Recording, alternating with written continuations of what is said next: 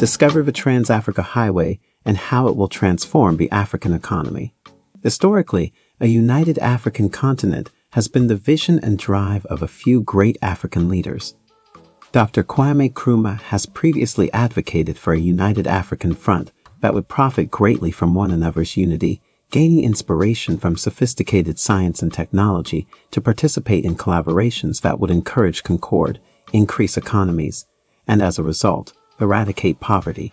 Growing continental commerce cooperation, as well as flexible border and port agreements, have necessitated the creation of a network that allows for access to inaccessible locations while reducing journey time. According to the United Nations Economic Commission for Africa, UNECA, the African continent has seen a 52% increase in commerce to almost $35 billion in the last 5 years as a result of less severe border controls and lower tolls and taxes costs. With the implementation of the world's most complete global market in the continental free trade area across the African Union, the continent is confident in a favorable reversal. The apparent increase in trade and commercial operations has prompted a reasonable investment in the road and rail networks, as well as other critical infrastructures, in order to strengthen continental cooperation. The ambitious Trans-African Highway has been identified as a viable alternative among others, with significant power to push this cause, despite the fact that it is still unfinished. The huge intercontinental infrastructure has been discussed for more than half a century, with the goal of completing it someday. It was envisioned by the United Nations Economic Commission for Africa in 1971 to traverse the African continent, spanning a total of 60,000 kilometers of road networks divided into 9 key corridors or highways. The Trans-African Highway project encompasses the building and maintenance of a network of roads and highways across Africa. The infrastructure, also known as the Trans-African Corridors, is a 56,683 kilometers long corridor that connects 9 countries and is being built by the United Nations Economic Commission for Africa, the African Development Bank, and the African Union in collaboration with regional international communities. Although a 4th link north-south of the continent was established by the boundaries of 2 eastern-west courses, the 9 highway links have been classified into a group of 6 major east-west corridors and 3 north-south routes. Trans-African Highway 1, Cairo-Dakar Highway, 8,636 kilometers, TAH1. The Cairo-Dakar Highway connects to the Trans-African Highway 7, also known as the Dakar-Lagos Highway, to provide a second north-south route along the continent's western edge. It follows the Mediterranean coast of North Africa from Dakar to Algiers, passing through Rabat, Tunis, Tripoli, and finally Cairo. Even with the Algerian and Moroccan borders closed, the 8,636-kilometer coastline route is currently complete and operational. Even though the Nouadhibou-Nouakchott road was asphalt in 2005, a patchy few kilometers near the border between Morocco's Western Sahara and Mauritania only have desert trails. Trans-African Highway 2, Algiers-Lagos Highway, 4,504 kilometers, TAH2. The Trans-African Highway 2 runs from Algiers to Lagos in the south, passing via the Tamanrasset province in the south. Construction of portions of the Sahara began in the 1970s, well after its conception in the mid-1960s, making the Algiers-Lagos corridor one of the continent's oldest. The Trans-Sahara Highway is also one of the project's most complete roadway networks, with only around 200 kilometers of unpaved desert track remaining. However, border control is strict regarding its use. The central area, on the other hand, presents a challenge, necessitating stringent precautions and vehicle requirements to ensure safety in the severe desert environment and climate.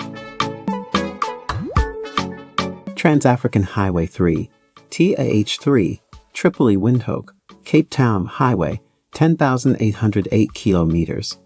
This route follows a latitudinal path from Tripoli, across Libya, to Jannah, Chad's capital and largest city, and then on to Windhoek, Namibia, and lastly to Cape Town, South Africa, which was initially excused because the project was designed during apartheid's era.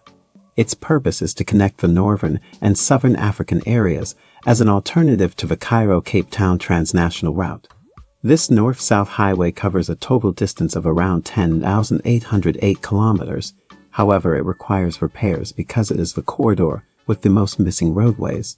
Only national links between Libya, Cameroon, Angola, Namibia, and South Africa appear to be functional.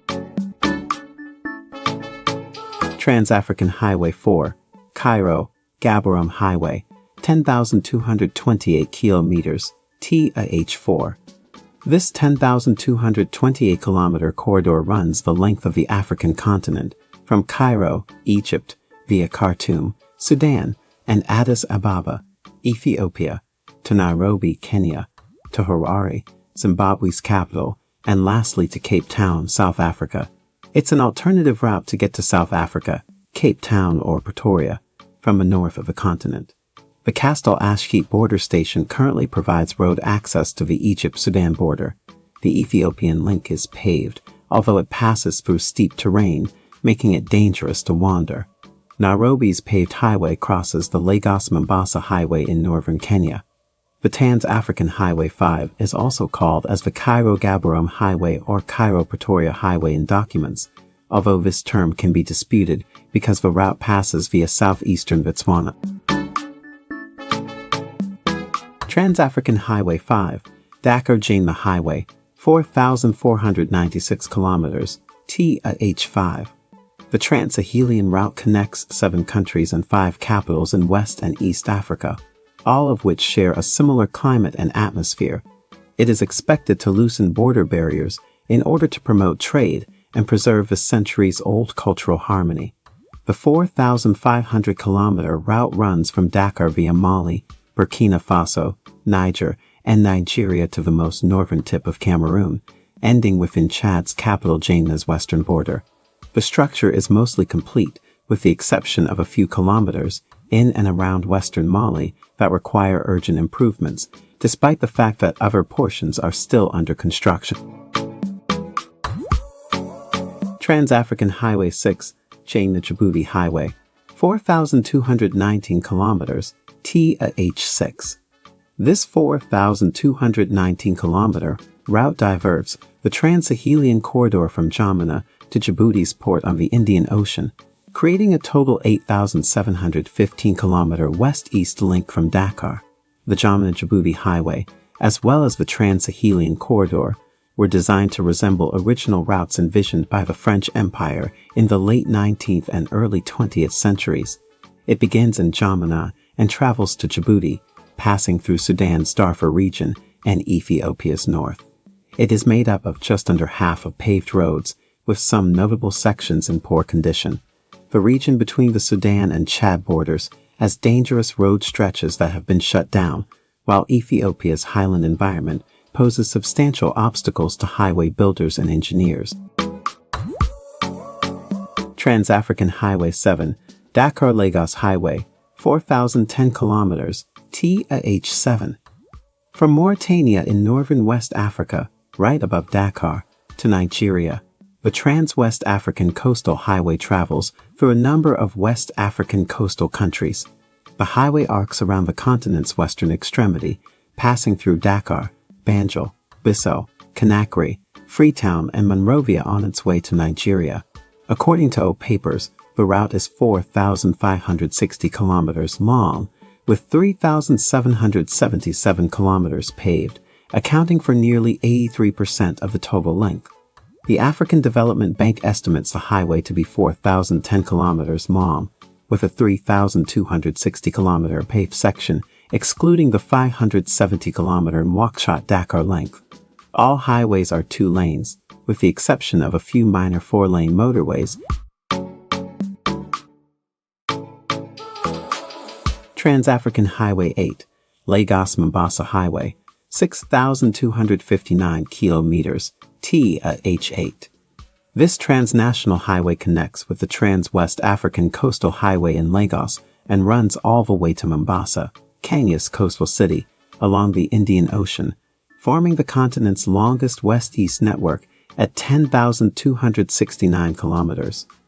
This route connects the western and eastern halves of the continent, passing through Yaoundé, Cameroon's capital, Bangui, Central African Republic, and Kampala, Uganda, on its way to Mombasa, Kenya. Because of a core part across the Democratic Republic of the Congo, the transcontinental channel is currently not a viable route between west and east.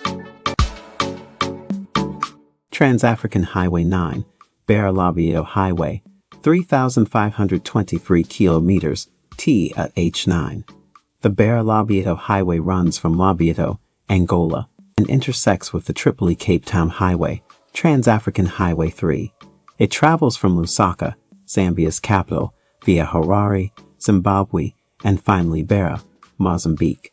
It is mostly completed in the southeastern half, where it uses paved national roads in Zambia, Zimbabwe, and Mozambique. However, the western half, which runs through most of Angola and the Democratic Republic of the Congo, is made up of earth tracks or once paved roads that need to be repaired. When completed, the Trans-African Highway will promote regional growth and improve trade. This motorway will eventually connect the African continent, allowing for more open trade between countries. If you enjoyed this video and want to learn more about African advancements, please like, share, and subscribe to Africa Reloaded. Remember to turn on the notification bell to be the first to hear about our new video release.